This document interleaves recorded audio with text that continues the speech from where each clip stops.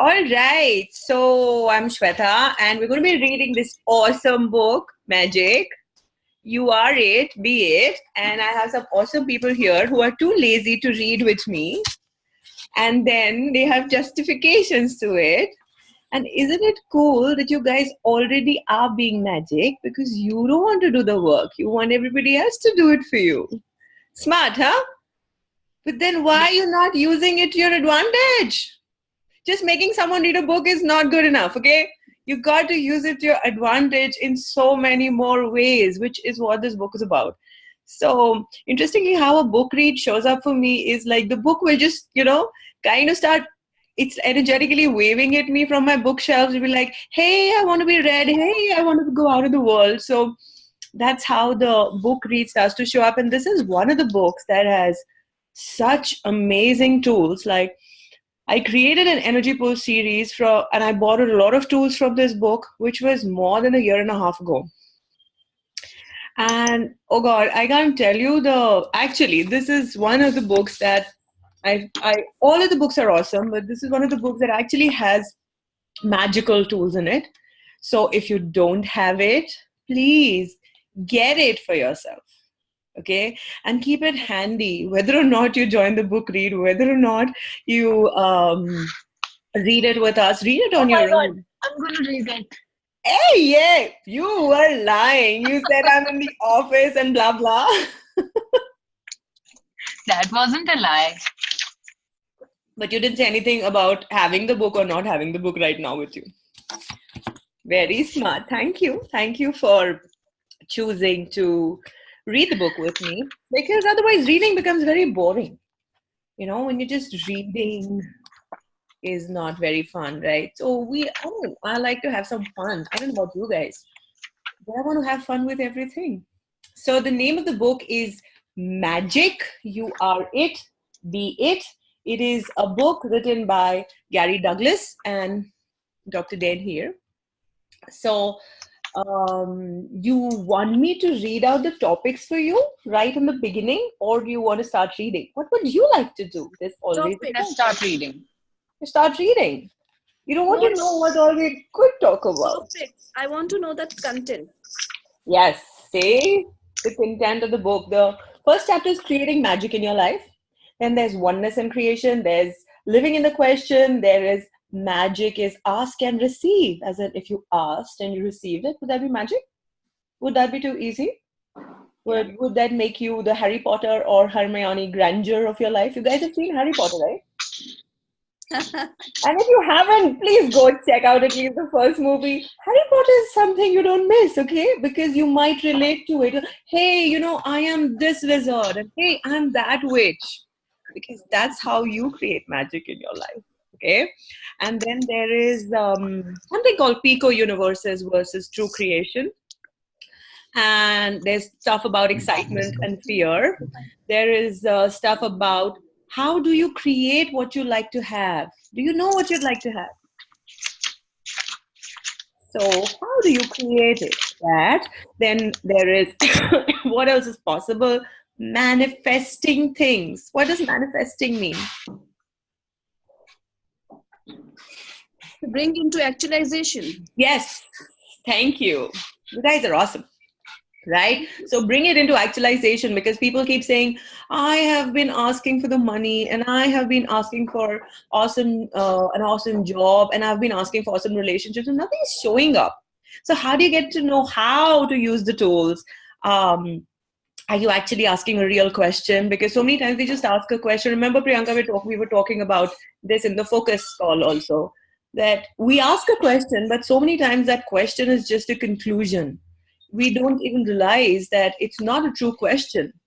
Okay, so there is a lot of stuff there about how to ask a real question, how do you manifest things, and these last 3 ones really get me excited. It's performance magic. Like when you're performing, when you're talking. Okay, guys, I'm going to put you on mute because there's background noise. So when you're about to talk, raise your hand or unmute yourselves and ask a question, okay? So what is performance magic? If you're performing in front of people, Like even when you're doing a book read or you're doing a call or you're performing on stage, how do you get people to notice you? But you don't want that, do you? So then don't get the book, okay? And don't read it, okay? And there's something about lyrics where he's talking about how someone wrote a song and how do you like how she did stuff, which you're going to be reading when we read it. And then there is magic, work, and money. Then there is a tool called 10% tool with money. That's there in the book. Then there is, do you have to love a product in order to sell it? How do you market your products? How do you sell yourself?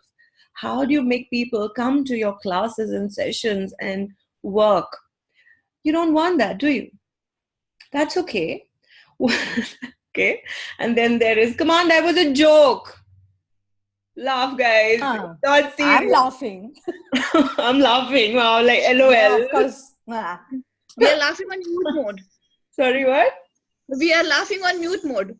Oh, no. When you're laughing, you unmute yourself. You have to. Okay? I have to hear you laugh. I love listening to people laugh. Okay? So the value of and oneness and gender assignment, whatever that is. So that is the content of the book, and the energy pulls and the tools and how to bring magic to everything in your life so that it gets actualized with ease is what the book is about. So, well, we'll be reading it every day. Not every day. The dates are there on the poster. So a couple of days we're missing in between, but we're actually going to be doing 7 days to finish the book. And you can ask questions in between. So let's start. Okay. Yes. Okay, let's do this. So chapter 1, and the introduction is about Gary Douglas and Dan Healing, which is something that you must read, but I'm not going to read it. You can read it on your own, and yeah, this is not something I want to read right now, but I'll go through it, and in the next call, maybe I'll tell you what else it says, okay? Then Dane is talking about how he got into Access, how, Shannon O'Hara, who is Gary Douglas's stepdaughter, and she's a very potent being. She's doing amazingly with her talk to the entities classes and body classes, and she is one potent person. So she was the one who pulled Dane into Access, by the way. If you don't know that story, then you must read the introduction, okay? So creating magic in your life. I'm going to start to read, okay? And you can say, hey, I want to ask a question in between if you want to, all right? So creating magic in your life, chapter 1, contrary to what a lot of people think, magic is not about controlling or forecasting natural events. It's not about getting everything you want when you want it. And it's not about spells, rituals, and tricks. There are many metaphysical systems that teach you tricks, like blowing on people and knocking them over, knocking people over with the breath of life. And those kind of things are very interesting. But they don't have anything to do with consciousness, and they don't have anything to do with the true magic of life, which is the ability to receive everything. It is about receiving. Wow. The universe is an amazing, abundant place in case you hadn't noticed. Have you truly ever looked at a tree with its leaves on? It's so outrageously abundant. You have to consider, does the universe ever spare anything? Does the universe ever say, oh, we've got a leaf shortage right now. Could you go without tree? Does the tree tell you? We have leaf shortage, so I think you should not breathe because I can't give you oxygen. There aren't enough leaves. Does the tree say that? No. The universe gives it everything it has to offer, and the tree receives it without reservation. Have you seen nature? Like, how do animals and plants receive everything with no point of view about anything? But do you do it? Or do you have points of views of who you like, who you don't like, who you receive from, who you will not receive from? What is the right thing to do, see? So that is where we're cutting off the magic in our lives. So magic is not about using force and effort. One of the things we will talk about in this book is learning to follow energy rather than try to push it. Magic is not about using force and effort as a way of making things occur in your life. Years ago, Gary, was in real estate and I was closing one escrow per month. My escrow's always closed on time. So escrow is something that real estate agents do when they have to like close a deal or something, like how insurance agents also do these many deals need to be done. So that's something called an escrow. And he said, my escrow's always closed on time. I couldn't have them closed 2 days late. I needed the money. I controlled, dominated, and manipulated the bank, the loan officers. Varsha, there's background noise at your place. Can I mute you? Is that okay? No, there is no background noise. Okay, I'll mute that. No, but I want to hear you laugh. So when you start laughing, you have to unmute yourself. Okay? Remember that. Right? Puneet, you're not following that rule. Laughing away on mute. Now that's a punishable offense. On demand, anytime. What? I said I can laugh on demand. Like whenever you want me, you can unmute me and I'll start. No, I want to unmute you when you're laughing, and I'm going to pull energy so hard that you guys will unmute yourself when you're laughing. Okay? Else you will not receive Hello. anything. Okay? Can I ask you one thing, Yes, Shweta? Sure, Sarita ji. Yeah. Shweta, I mean, I just want to request you, would you be able to share the recording? Because I got something very important, will. all of a sudden. I So will. I'm just, okay. Thank you so much. will Then I share will it. be I will just, share it on the showing up page and on the groups that I've been posting. I don't know where you are, which group you are. In case you don't receive it, just send me a personal message and I'll send it to you. Okay? thank you so much. Okay. Welcome. You are in which group? You are in which group? I You're don't. Shweta Chadda. Yeah. I'm Sarita ji. Okay. Thank you so much, Shweta. No Okay. problem. And by the way, what if you just pulled energy from wherever you're going, whatever the urgent work is? What if you just pulled energy and don't ask me how you do it, just do it. And then we can talk later, okay? Do it and see Okay. if your work shows up with ease. Trust that you're doing it right, okay? All the best. Yes. Thank you. Thank you. Bye. Okay. Bye. Okay. So he says that he manipulated, dominated, controlled the banks, loan officers, escrow officers, and the clients. And I got every escrow to close exactly when it was scheduled to close. During the 8 years I was in real estate, I think I had only 3 escrows that did not close. During this time period, I went to a real estate seminar and the instructor asked, how many of you closed 3 escrows last year? Everybody in the class put their hand up. Then he asked, how many of you closed 6? Fewer than half of the people raised their hand. And next he asked, how many of you closed 9? Oh, I kind of just, somebody has to help me read, okay? Because I get lost. Where is it? Yeah, 5 people raised their hands, 9. Finally, he asked, how many of you closed 1 or more per month? There were 2 of us. And I said to myself, whoa, I thought I was a failure and I'm closing more escrows than anybody in this room. Did you get the story? Did you understand the story? No? So basically he was doing these deals. He had to finish these deals and he was doing them like at least 1 a month he was doing. And then he did not know. He thought he was a failure. But when he went to an actual real estate meeting where people were being asked how many could they close in a year, people were doing only 1, 2 or 3 in a year, where he was doing 1 a month at least. And he thought he was a failure.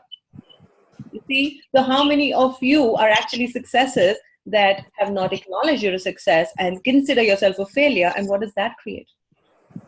Everything that is, will you destroy and uncreate it? Yes. Right from good, bad, pot, all 9 shorts, boys and beyonds. So he says that I knew I did it by control, and control meant making sure that everything went exactly the way I wanted it to go. I was on top of everything. I never failed to call the escrow officer every day. I didn't know that 25% of the houses that go into escrow don't close. I didn't know that 90% of the agents give the papers to the escrow officer and never talk to her again until the closing date. What? How can you control things if you don't talk to people every day? My point in bringing this up is to say that I was really good at control, and what I've had to learn over time is to not be controlled and instead follow the energy. Does that make sense to you guys? Yes. Yeah? Now who's going to read? Who wants to read about elephants and magic is about receiving? I don't have book. I can read. Yes, Puneet. I knew you were typing. You had already volunteered. Okay. So So during the tsunami in Asia in 2004, there were no casualties among the elephants. Did you hear about that? Days ahead of the tsunami, the elephants got the information. Something big is happening. And they said, we are not going to be here for it. We are Wow. big, we are bad, we can kick anybody's ass, and guess what? We are out of here. See you later. The elephants broke all of those cute little chains that people put on them to confine them. Excuse me, I'm pulling that 3 foot stake out of the ground now. Doink. Bye. Why is that? The elephants were able to receive the information that was available. They were willing to receive what the universe was sharing with them. And they knew, I don't stand a chance against the tsunami, especially stake to the ground. Yeah. Okay, we are out of here. It's tough for an elephant to swim when he's staked to the ground. Did you get that story? Did you understand? So do animals receive information well ahead of time? But what do we humans do? No, this is not happening. Maybe it's going to change. No, I'm not going to believe it. Like so many people in California and a lot of parts in the US have, I think it's California if I'm correct, I'm not so sure. But they have built their houses on volcanoes because those volcanoes are dormant, and if they haven't erupted in the last 100 years, they think they're safe. How much sense does that make? And even rabbits, rabbits don't breed when they know that a flood is coming or a catastrophic climatic event is going to occur. They don't multiply. They don't breed. But what are humans doing? Breed, breed, and breed. Right? So are we really following the energy? Like how he's saying the elephants received the information well ahead of time, and they broke those, you tie those little stakes and tie the elephants with chains. We've seen it. There are a lot of elephants, particularly in the UP areas and all. I think there are a lot of elephants where they just take the elephants around in festivals and tie them with a 3-foot stake in the ground. Little chain, right? So that's what he's talking about, all right? Magic is about receiving. All right, Puneet. Magic is about receiving. If you have to control everything to make your life happen, how much energy does that require of you? No, where are you? All of it. The point here is that magic is about receiving. Yeah. Sorry. Go ahead. I didn't see the first line. And if you're busy controlling everything, how much does that limit? And if you're busy controlling everything, how much does that limit what you can create and what you can receive? It limits you enormously. What most people create is based on the amount of energy they put into continually controlling things. But what if you were to create from receiving? Wow. Is there a finite amount to what you can receive? No, there isn't. You as an infinite being have the capacity to receive infinitely. And when you receive infinitely, magic can truly show up in your life. But to have the magic, you have to be willing to receive. That's so awful, right? My God, you have to receive. And we thought it was about controlling. Oops. So everywhere you thought magic was about controlling, will you destroy and uncreate it all?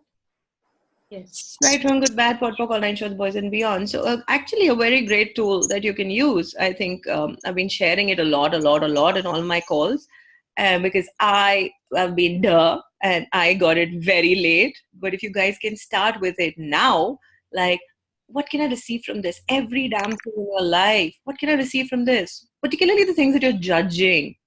Like even a little glass of water on your table, something that you want to throw away, something that you don't like. What can I receive from this? What can I receive from this? What can I receive from this? And then practice opening your receiving.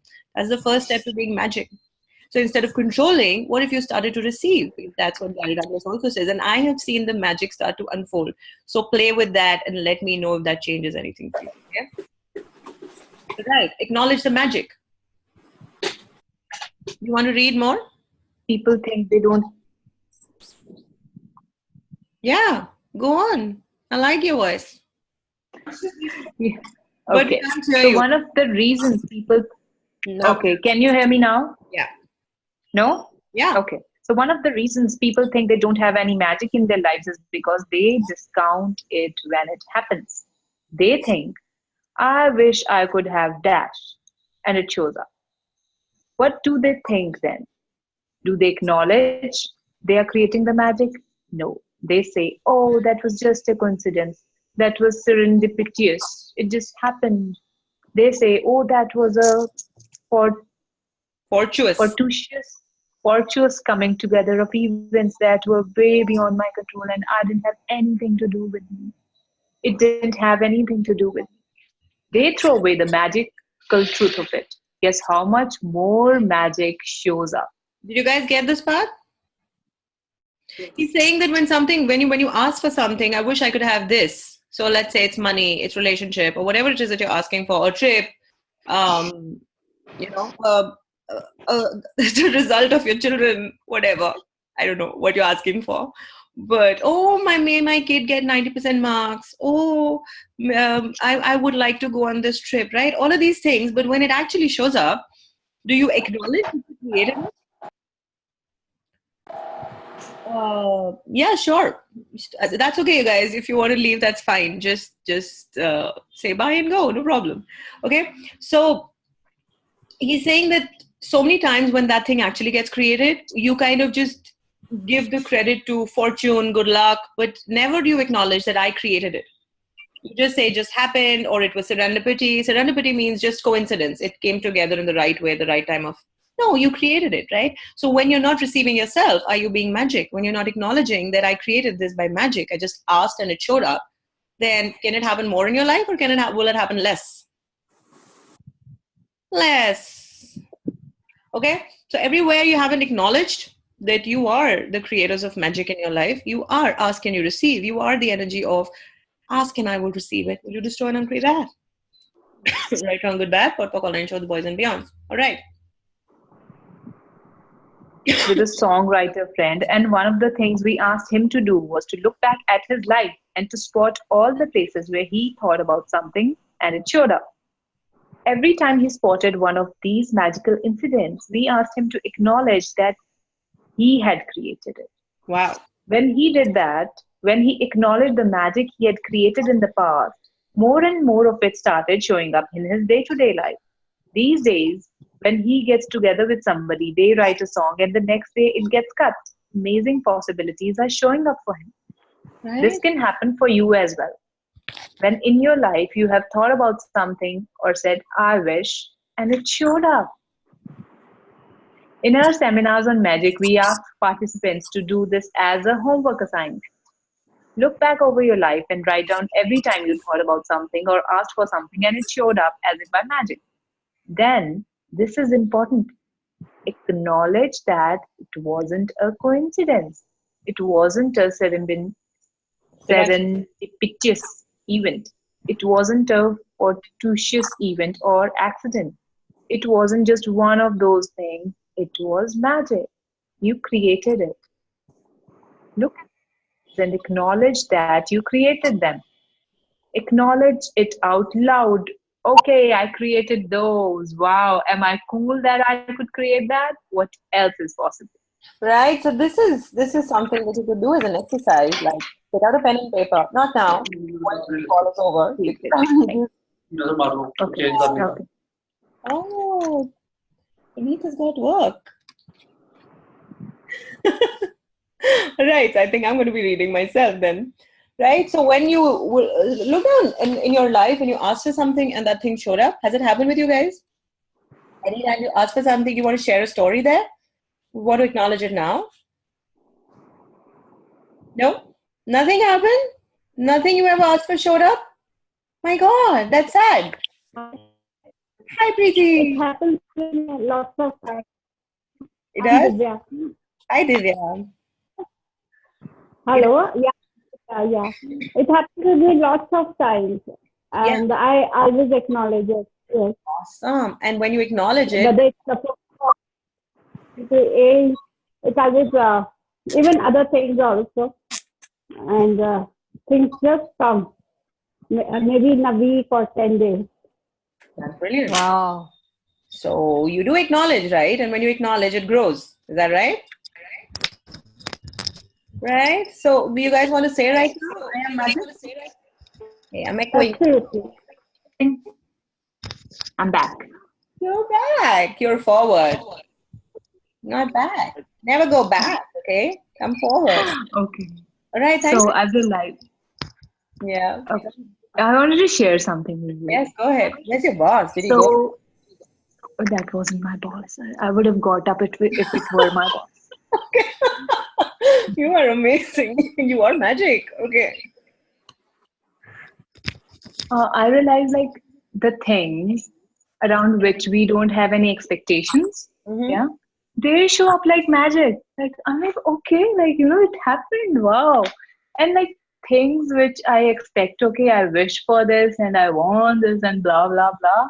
Like they somehow take a little longer or Yeah. even longer. What creates the distance between you and them coming to fruition? You guys know that. You said yourself. Believe that this is something big and it'll take a long time, that itself. Yeah. Yeah. Or making it too significant as well. Like, And I wish this happened.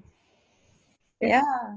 Yeah. So all the difference in it actually physically actualizing in your universe, when you ask, it gets created. But because you have an expectation, you have a point of view, you have a time limit there that it has to show up in this time, and you will make it significant, and then you think it's going to show up. By all of these things, are you making it dense, heavy, and then can you change it? Can you change something that's light, airy, and energy, or can you change something that's dense and heavy and significant? Which one? Come on. Light. Something which is light. Right? So don't make it significant, guys, and acknowledge that when you ask for, the universe doesn't know the difference between 100 rupees and $100 million. Who creates the difference? I'm not going to answer that one. Let that be a wedgie. Okay? Cool. So chapter 2, oneness and creation. All right. Do you want to read, Puneet, or do you want me to read a little? You can in fact read. I just have to send this now. Yeah. My God, my only reading partner is going away. How can I be more magic so that more people can read with me? How can I make this more fun? What else is possible here that I haven't considered yet? Right. So I will just leave it at that. The infinite oneness that we truly have, or is the source of everything that we would consider magic. If you are truly able to be the oneness, to have the oneness, to create it and generate it, and to function in it, then magical things start to show up in your life. You are one with the awareness of whatever it takes to create what you're looking for. Creation tends to be misunderstood and gets quite a bad rap. It's not often explained in a way that people can understand it or do it. How do things get created? People say, well, you've got to do hard work. They pit their energy against the universe and then they use force and effort to make things happen. But what about the times you have created something just by thinking about it? And it just showed up. Was it that creation? Was it creation or was it not creation? Creation.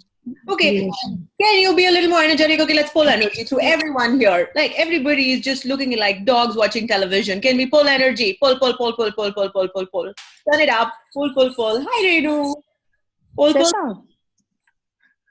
Shweta, Varsha. I want to ask you something here. That example that he gave about these deals he did in real estate. Yeah. He's saying that he knew he did control. Control meant making sure that everything went exactly the way I wanted it to go. Yeah.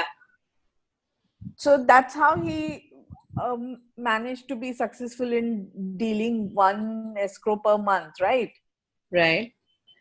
But at the same time, he's saying that I've had to learn over time is not to be in control and instead to follow the energy. Right. So he did control and yet he managed. He managed And only one per month. So what if he was not doing control and following the energy, still doing what was required as per the energy? Would it have taken less force, less control, less push energy? And then what happens when you're using too much push energy? Like after a certain time you go, I don't want to do this anymore. I don't like it. And I'm so tired. How many of you do that? Like yesterday, like who was telling me, we were talking about this thing where you say, I go and I don't want to do anything in my free time. Because all the other time you're doing force, effort, control, and then it tires your body. it doesn't do justice to your body. Your body gets abused badly. Yes. What if you learn to follow the energy and supposing, and that is also what stops us from creating way more than, so if he continues to push the escrow officers, the loan, the bank officers, then all of that time and energy is going in just one project where Yes. he's able to do only one deal a month, which is obviously better than the other people. But is that enough for him? Was that enough for him? Is it enough for you when you do only one class a month, or are earning a fixed amount of money, or do you always want more? With no point of, Yes. I'd like to have more. So if you learn to follow Yes. the energy and you were following the tools, you were being oneness with creation, then you would ask a question and then follow the energy and do whatever it takes only that time. And in the other time, you could create way more. No? Yes. Yeah. Now I got it. Get it? Right? Yes. Okay? So everywhere you guys are doing push, control, force, effort, will you please destroy it? Instead of just following the energy and creating what would like to get created, will you destroy it and create all that times a godzillion? Yes. Right, wrong, good, bad, pot, all nine shows, boys and beyonds. Everywhere you're not being oneness with the universe. It allows you to create and generate way more than you ever thought possible, way more than this reality tells you is possible. Will you destroy and uncreate all that? Yes. Right, wrong, good, bad, pot, all nine shows, boys and beyonds. So do you guys get it? Instead of force and effort. So let's read on what he says about how do you do this. So people who operate from the you've got to do the hard work school of creating say, okay, I want to have a car and all I can afford is this little Toyota. And I better not get air conditioning because that would be too much money. They put conditions on their creation. And with those conditions, they don't allow anything greater to show up. When you're in oneness, you ask, hey, universe, what are the infinite possibilities of a cool car showing up? And some nice elderly lady who's not driving anymore and whose husband just passed away tells you she has a 1999 Bic, which is supposed to be probably a vintage car. Not so sure, but maybe yes.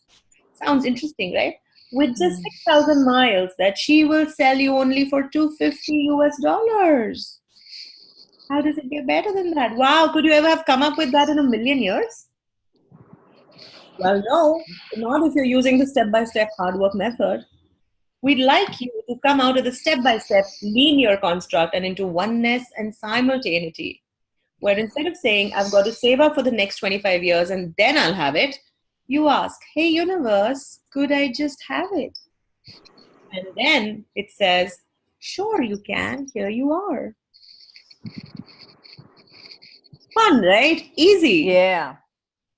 Get it? So how many times you do a trip and you say, oh my God, this trip is going to cost me so much. So let me choose a lesser budget hotel. Let me save money here. Let me, fly this class, not that one. Let me not buy expensive food. Let me carry my little tokery of food so that I don't have to spend on airline food. We do that because that's how we've been entrained, right? And if you don't do it anymore, feel grateful that you've stepped out of that. But even if you did it, this is not to wrong anyone or judge anyone. I've done it too. The whole point is, where are we limiting our abundance? Where are we not trusting the universe? Like he was saying, that does the tree ever tell you that, hey, I've run out of leaves? Or I've run out of fruit. I'm not going to shed fruit for you. Or does the universe say there isn't enough oxygen for all of you? So what is the value of buying into the lack of this reality? And then when you're buying into the lack of this reality, does that create more for you or less for you? Are you yourself limiting your possibilities? Everywhere you're choosing that, and it's just a choice, you can choose something greater too. Will you destroy and uncreate it all? Yes. Right, wrong, good, bad, pot, online shows, boys and beyonds. So, sorry. So there is a human perspective versus the humanoid perspective. You guys have heard of humans and humanoids? Right? Yes. That's chapter 3. We have two majorly different perspectives, and this is a very interesting story. Okay, listen to how they got to the human and humanoid perspective. How did it come about? We have two majorly different perspectives and ways of creating here on planet Earth. We have the human perspective and the humanoid perspective. The human perspective is that force is the source of creation. Right? That's the human perspective. Humans think you have to work hard and sweat in order to create things. Well, this is not so for humanoids. Humanoids recognize their oneness with the universe, and they don't pit themselves against it. What's different about them? Our investigation into humans and humanoids began on a trip to Nashville. I, Gary, am always trying to figure out how to help people get out of their shit and what's limiting them. And the way I do it is to walk into this and look at the maze. I find the route out of the maze and then I can figure out how to resolve it. Dane and I were in our seats on the plane and two women walked down the aisle and sat down in front of us. I said, I wonder what it would take to free somebody like that. Are you getting the story? Yes. Are you following? Okay. Tell me when you're not following because I want you to get this. This is cool. And then I went into their heads. So Gary said, I went into their heads to figure out. And Dane said, don't go in, don't go in. But it was too late. I was in there going, ah. And Dane had to work on me for 45 minutes to get me out of their universe. I was trying to find a way out, but there was none. The maze was closed. The ladies took off their jackets and put them over their seats in front of them. And when the stewardess came by and said, sorry, here's your lunch, they put it in their laps in the plane, right? When the stewardess asked, would you like a drink? One of the ladies said, well, I have no place to put my drink. The stewardess said, put your tray table down, ma'am. And the lady said, I don't have a tray table. Stewardess says, see this man here sitting next to you? That thing down there? That's your tray table. But the lady said, I don't have one. The stewardess said, if you take off your jacket off the back of the seat, and the lady said, I'm not putting my jacket on the floor. Duh. Really, duh, right? Imagine, like, I got a visual of two women sitting with their food in their laps and the jackets all over their tray tables and like really insisting there is no tray table. So how many of you insist that there is no abundance in the universe? That you don't have place to put your drinks? That it's only you that it doesn't exist for. This man could have a tray table next to me, but I don't have one. How many of you insist on limitation as your reality? So everything that is will you destroy and ungrade it all. Right, wrong, good, bad, pot, all nine shorts, boys and beyond. So I was going, oh shit, how did I get in there? And how do I get out? It wasn't until I asked myself, okay, what's different about these people? How are they different from Dane and me and the people we work with and access? What's different about them? Then I got it. They're so human. Doink. Oh my God. We are different. We are not human. What are we? We are humanoid. I can't believe this. I've been thinking I'm human all this time and I'm not. I'm humanoid. So I got free by understanding that I wasn't one of them. It took the recognition that I wasn't like them. I have known people like that my whole life, and I've always tried to understand where they were coming from. I hadn't realized that there were two species of beings on planet Earth. This was very helpful information. So now you know where the human-humanoid conversation came from. Interesting, right? So humanoids look for ways to make things better. Humans live in judgment of everybody else and think that life is just the way it is. And nothing is ever right, so don't even bother to think about another possibility. That's what humans do. Humanoids, on the other hand, look for ways to make things better. If you invent things, if you search out things, if you're always looking for a better, bigger way of creating something, then you're a humanoid. Ta-da! Good news.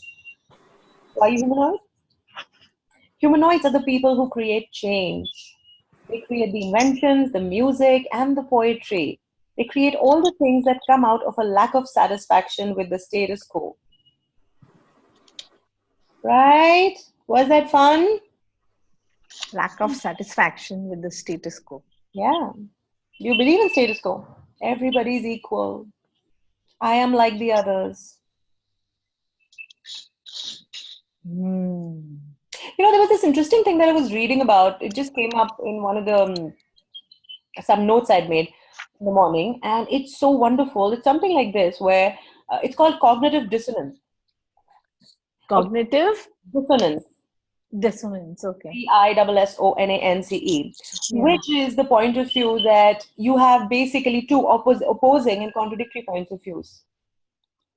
So basically, like if you know that you're a humanoid, you know that you function from a different reality. But here you are, that tells you to, that this reality tells you to live in the status quo, like everything has to be equal. Oh, she's poor, so I need to give her money. Because so many things where you want to fit in because that's what this reality tells you. And on the other hand, you basically know that you're different. So this is just one example. And that creates a dissonance in your own universe, those contradictory points of views that basically do not allow you to be you because you're just struggling between those 2 points of views. You understand? Got it. Instead of asking what is really true for me, how do I create? How do I do it different that I haven't acknowledged yet? Am I really a humanoid functioning from the human point of view? So are you really humanoids functioning from human reality and wronging yourself for being humanoid? And everything that is will you destroy and uncreate it all? Yes. Right, wrong, good, bad, pot, pock, line, short, boys and beyonds. And everywhere that you're using the humanoid advantage that you have, like if you have an advantage over humans, no right wrong point of view, no better or worse. It's just that you're different, and now will you use it to your advantage rather than buying into the lie of rather than actually making yourself cognitively dissonant with the oneness and creation in the universe.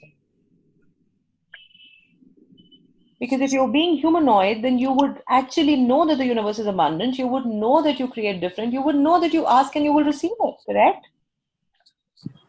So everywhere that you made it serious and significant, will you destroy and create it all? Right away. Yes. Right, wrong, good, bad, pot, pock, online shows, boys and beyond. Then turn it light, turn it light, turn it light. We're not judging you. You don't have to go into your shell. You could celebrate now. Hey, I can get out of my shell. I can be humanoid again. I can put on my humanoid face again. I don't have to pretend to be human. Are you willing to give up your human reality? Things might get a little uncomfortable, but magic could appear. So everything that is going to destroy and create all. Yes. Right, wrong, good, bad, pot, pock, online shows, boys and beyonds. Yay! Do the earth a favor. Turn it up. Be more humanoid. Be more of you. Okay? So this is all there is. I, Gary, talked to my stepdad. Okay, this is also a very interesting story. I love the stories he tells in the book. I talked to my I'm back to if you want me to read. You want to read? Sure, go ahead. That's good. I, Gary, talked to my stepdad, who was very definitely human, after he had an heart attack. I said, Dad, what was it like for you having the heart attack? Nobody has asked him that question. So he said, well, I remember having the heart attack and standing outside my body looking at it. He trailed off and then started over again. What did he say? Can you Well, I had the heart attack. just repeat that? He trailed off and then started over again. Well, I had the heart attack and then I saw them putting the electrodes on my chest. Again, he stopped mid-sentence, waited for a moment and then started over again. Well, he finally said, I had the heart attack and then they put the electrodes on my chest and they zapped me. He could not have a reality in which he was out of his body watching these things occur. It was a great example of what happens to people when they can't have what doesn't fit their judgments of reality. His reality was that you are a body and that's all there is. A human can never have anything that doesn't match their viewpoint. This is all there is. Humans are the people who do not believe in reincarnation. They do not believe in other possibilities. They do not believe in miracles or magic. The doctors and the lawyers and the Indian chefs create everything. Humans create nothing. 47% of the population is humanoid and they are the creators of everything that changes in this reality. 52% is human.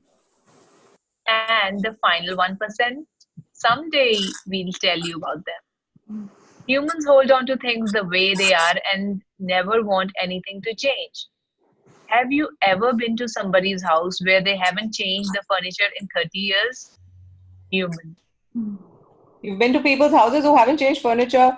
Do you have relatives in your house who haven't changed, not in your house or maybe another house, that haven't changed their furniture for 30 years and they put plastic on their furniture so that it doesn't get dirty, so it doesn't smell? Have you looked at those houses? Would you be one of the people to stay there? No judgment, interesting point of view. I wouldn't want to stay there. So there's this interesting program on it's called Citizen Khan. There's Citizen Khan also on Star World, and it's like a Pakistani family staying in the UK, and they have all of this plastic on their sofas. And if you've seen Everybody Loves Raymond, have you seen Everybody Loves Raymond? Yes. Have you seen his mom's house? It's I like, don't remember. Yeah. oh God, you gotta see it. It's so amazing. He's got this younger brother, Rob, who's like such a Yeah. cutie pie, but the mother loves Raymond more. And they live across the street with each other. And it's such a Yeah. wonderful program between the daughter-in-law and the mother-in-law relationship. And this mother-in-law is constantly judging. Deborah is Raymond's wife. I'm forgetting Yeah. mother. What's the name of the mother? And this woman, is the mother-in-law. She has this plastic on her sofa, and everything has to be in order. It's hilarious. But you got to see what fixed points of view she operates from. And like people have plastic on their sofa and they haven't changed their furniture in 30 years. I think you gotta look. Like, really, is this the kind of reality I would like to have? That's human, okay? So humanoids tend to judge themselves. Shweta, I want to ask you something here. One Like Go on. even we have certain patterns where we have not changed, and till the awareness comes in, and then we start changing. Mhm. So what is that then? What is what? You think I'm judging the people who have plastic No, on no, their... no. No, I'm talking about myself. There are things which I haven't changed for years. And then when I become aware of it and I'm ready to change it. Mm-hmm. So was that I was being a human? Actually, I'm a humanoid, but then I was being a human. I No, was you're born believing. humanoid. That's what Gary says. You're either a humanoid or you're not. Humans cannot turn humanoid. Okay. So you were always humanoid, but were you operating from the rules and regulations of this reality? That is what I was talking about, this theory of cognitive, Huh. where you know that you're basically humanoid, but if you're being weird as a humanoid, if you're being like, you've seen these people who create art, how erratic they are. They live in their own world, and I'm not saying that's the right way either. I'm not judging or saying anything. It's up to you how you want to live your life. But as a kid, were you humanoid that was judged to be humanoid, and so you started pretending to be human because that made life easier for you? Okay. But slowly, as you, like he was saying, that I was doing control because that's the way I thought it was done. That's the way I was closing those deals. But then I had to go and unlearn to not to do control, to follow the energy, because he realized he wasn't human. He was just trying to be human, and it doesn't work for humanoids when they try to be human. You try to do things, other people do it, and do you ever enjoy that? But you go out and you do something really, really weird, and here is this one thing that you were trying to fix, and it gets fixed automatically. Has that happened? Yeah. So that's humanoid, because you function differently. But well, as you were growing up, you probably took on these patterns. You looked at people, you thought that this would make your life easier, to just pretend to be normal, average, like any other human. So you never stood out, so people would never judge you. So you would not have to, because as a kid, you're dependent on people. But are you a kid anymore? So then why are you living that reality anymore? So everywhere you're still hung on to and functioning from human reality, knowing fully well and being totally aware that you're a humanoid, will you please revoke, recant, rescind, reclaim, renounce, destroy, and uncreate all the oaths, vows, swearings, communalities, fialities that you made to human reality, to being human. Everything that is, right, wrong, good, bad, what for online shorts, boys and beyond. Did that help? Yes. Right? Okay. So, may I share something on that note, sure, Shweta? sure. I think we should be patient, like using the tools, because we have lived a certain way for like so many lifetimes. Yeah. And I recently, I remember in one of the personal sessions, I asked you that I can't communicate with my body. Yeah. Yeah, I still clearly remember I asked you. So lately, what showed up for me was that whenever I ask a question, you know, if there's any tension in any of my body parts, say my shoulders are hunched up, or my knees are stiff or anything, it just relaxes by itself, and after it relaxes I become aware of it. Yeah. So how much more ease just asking questions brings to us, Yeah. and just asking it once, it's not that I'm just running it on a loop. So this is a totally different way of living, and there's so much ease. Yeah. So let's be patient with ourselves. Yeah, please be patient with yourself, because it's a new language you're learning. It's something, and sometimes we ask a question and let it go, and then the universe is busy working on it. don't go and try to fiddle with that seed that you've sowed so that you can see whether the plantling is out or not. Yeah. Let it grow. Let it flower. Let it plant. Like, what do you say? Let the plantling bloom. If you go on, it's not happening. I'm not doing it right. Am I doing this? And then doubt yourself. How is that going to show up? So thank you. That was an amazing. For the first time, I've heard someone say that we got to be patient, because so many times people ask, it's not showing up. Am I asking the right question? When is going to show up? And I want it sooner. I wanted it yesterday. Yeah, we all want it yesterday. We all want it to happen right now. I want $100 million right now. But I know it's in the making and it's already there and it'll come when it comes. Right? So that is something that you got to be patient with. Right? And I think that's why Gary somewhere he also pointed out that you should not use eights like too often. Because once you like do an eight, like something starts to get created, and if you keep running it again and again, Yeah. The eight, 1 to 3. you're just changing the recipe of what you are cooking like every 2 minutes, like Yeah. Although you like to do that, I know, but that's yes. well. So does that help, guys? Does it clear stuff for you? Yes. Okay. So this is the last So topic we're going to be reading today. Humanoids tend to judge themselves. You want to read, Puneet? yes, please. Go ahead. One of the big differences between humans and humanoids is that humanoids tend to judge themselves, whereas humans judge others. You may, as a humanoid, occasionally try to judge others, but usually you only do that when trying to make yourself more like humans. Judging others is hard work for you. Most humanoids find it impossible. When they hear a judgment of someone, they say, huh? That would be important based on what? So and so did that? Well, maybe under certain circumstances, so would I. A human, on the other hand, will say with great certainty, no, I would never do that. Instead of sitting in judgment of others, humanoids tend to sit in judgment of themselves. They find faults with themselves. They try to figure out how to make themselves better. A human doesn't do this. A human will tell you what's wrong with you and how, if you just did things differently, or if you would just get in line with everybody else, everything would be okay. If you just stop doing all those weird things you do, they say, you'd just be fine. And why would you want anything better than what you've got anyways? Because this is all there is. That's Right. pretty much their defining point of view. Why would you want it, The right? idea Why? Why? Like, why? I don't get it. Why?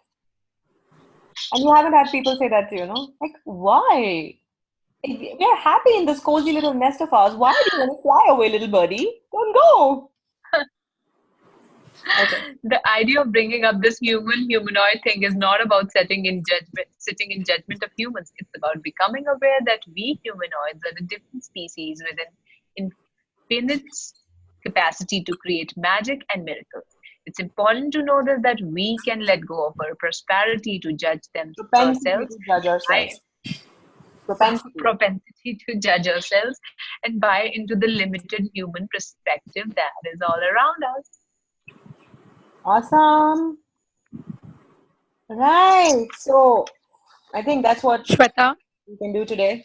Hi, Kanika. Why is your camera not on? I was wondering if it's just you, Kanika. Turn on your camera, baby. Want to make money? All you guys. I have made enough money now. Not making money. I was having my lunch. That's the reason I didn't put my camera. Oh, you don't want us to see your food? Okay. Go ahead. Say what you were saying. Okay. You had a question? So, Shweta, this humanoid concept? Yeah. Yeah, I have a question. Yeah. Can you hear me? I can. Okay. So, yeah. So, this humanoid concept, it's, after getting into Access, I have started segregating people who are humans and humanoids. Wow. So that's like an utter judgment. Okay. So, yeah, I mean, in the sense, so like if family, oh, she or he is a human, and this one is a humanoid, and now this is a human, and then a humanoid. So it's funny because once you know the definition of a humanoid, in the sense, you know the characteristic of a humanoid, then you start segregating people on the basis of that. Okay. Which And we shouldn't be doing it, but we still do it. I mean, at least I do it. okay. And is it fun for you? There's no question. It's no. All I'm trying to say is, you know, Gary goes into such depth explaining a humanoid. At one point, you start, you know, differentiating yourself from another person. It's like you don't want to jealous a human because you know you're a humanoid. It's funny because I don't want to do that. Oh, so then what is making you do that? If you don't want to do that, or is it really too much fun for you? Know that you're superior. True. Not really superior. Okay. I just know I'm a little different. Okay. Yeah, but you're doing it from I'm superior. superior, no? And is that wrong? Is it wrong? Really not superior. Are you sure? No, it's not wrong or right. It's just that I don't have that superior energy right now in me. It's just that I differentiate the basis of who I want to be around with and who I don't want to be around with. Agreed. So, but when you were just talking about it, so if you're using it only to differentiate between who you want to be around with and who you don't want to be around with, then why are you judging yourself? For you said, I shouldn't be doing it, but I'm still doing it. So are you judging yourself for doing it? Exactly. You are, completely. Right? Yeah. So now let me ask you that again, what I just asked you. When I'm saying from a superior point of view, do you know that you're superior? Not from an energy of judgment, but from an energy of awareness that you're definitely different. You are way superior than most other people. And you would not. Okay, yes, definitely. Is that a yes? Did you just say yes? Yeah, you know, yeah, it is a yes. When you came across superior, superior from the point of view like, I'm big. I mean, I'm better, and the other one is not better. That was the connotation that I got. No, but I'm not asking you that. I'm just asking you that when you can recognize a human from a humanoid and then judge yourself for it, what are you doing? You're wronging your awareness. Is that correct? Yeah. And then you're judging yourself for judging them. But are you really judging them, or are you just acknowledging a difference?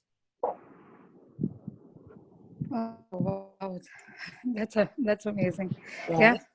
So you're just acknowledging a difference, and then you think you're judging yourself because it's so intensely clear for you that this guy or this person is a human. But you think you're doing superior point of view from judgment, whereas you're just aware that you're superior. What is wrong about it? No, there's nothing wrong about it. Right? So can you stop judging yourself, please? Yeah, and moreover, it was more from the point of view of fitting in, you know. Yeah. You don't like to fit in. Come on. I don't like to. You don't like to and you don't. So why try? Why bother trying? Why waste time, effort, and energy? Like, and you can just do it for a bit, pretend for a bit if it makes your life easier.